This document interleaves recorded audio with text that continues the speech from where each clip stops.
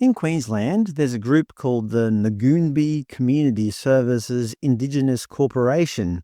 It kind of looks boarded up in this recent photo, but who am I to judge?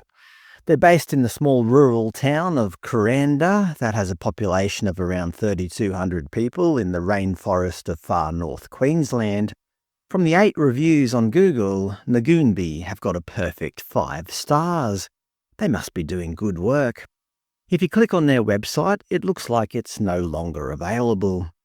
Doing a bit more digging, there's an organisation called Tracks, also based in the small forest village of Kuranda, who provide employment and training services. On their site, they list Ngoonbi, stating, Ngoonbi's objective is to eliminate social disadvantage for Aboriginal and Torres Strait Islander people and to increase their participation within the community. Ngoonbi has a workforce of 97 staff, of which 59% are local Indigenous community members. Again, they have a link to their website, but again, it seems to be offline. Well, you can't blame a poor Aboriginal corporation for not maintaining their website, or even their buildings. I mean, they probably don't get much funding, right? Well, if you look on the Australian Government's Grant Connect website, which lists how much goes to various groups around Australia, you soon see that our poor Aboriginal corporation perhaps isn't as poor as first thought. Thank you to the viewer who did all this investigation. In the search criteria, we'll put in Ngoonbi as the keyword, and in the date range, we'll just select all of this year, 2025. So here's the search criteria that we used, and here are the results. I've sorted them by value, just to make it more suspenseful.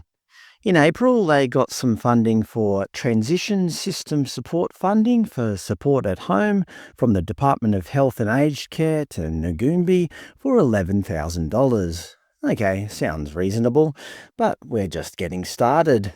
In July, they got $42,000 for the Commonwealth Home Support program.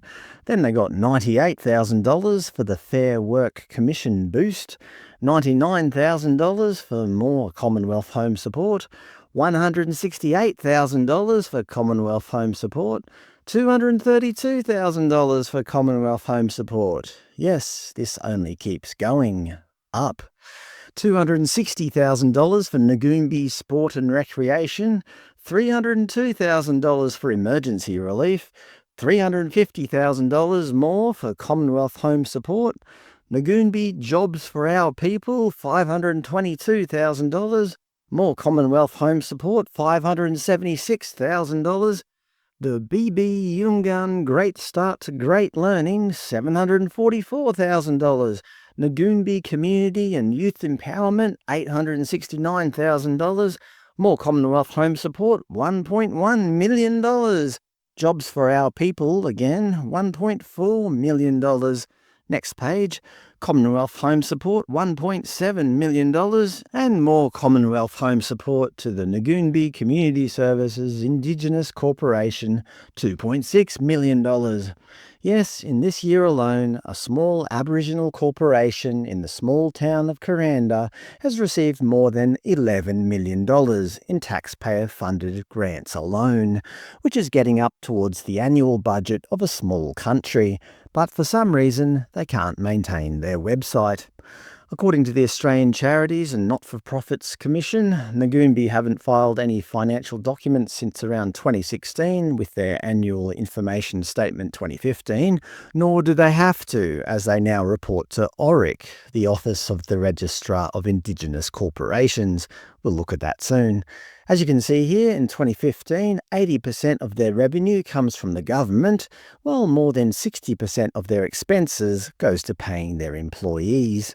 Doing a quick calculation on our previous figure of $11 million in government grants this year, one could assume that approximately 60% of that goes towards staff, or about $6.6 million. On the ORIC website, you can find a corporation, Ngoonbi in this case, where we can see that their latest financial report was lodged in December last year. In the document, under Payments to Suppliers and Employees for 2024, there was indeed payments made of approximately $6.6 million, as we kind of estimated. Interestingly, receipts from customers $8.7 million, noting that you are the customer, the taxpayer. I don't mean to pick on a single organisation, so I thought in the name of openness, I better search for other Indigenous organisations on Grant Connect. We'll use the keyword Indigenous over the same date range. As you can see, there are 2,971 records, way too many to analyse in this video, so I'll restrict it to Indigenous grants over $100,000. As you can see, there are still 1,937 records. Okay, let's restrict it even further to grants over $1 million. There are still 712 records. Okay, let's play hardball. Let's change it to $10 million. So in 2025, there have been 81 grants so far to Indigenous organisations over $10 million. What the actual F? For example, TRACS, the employment and training organisation we saw before, well, they received, or will receive, $35 million over the next 3 years for Indigenous employment and business.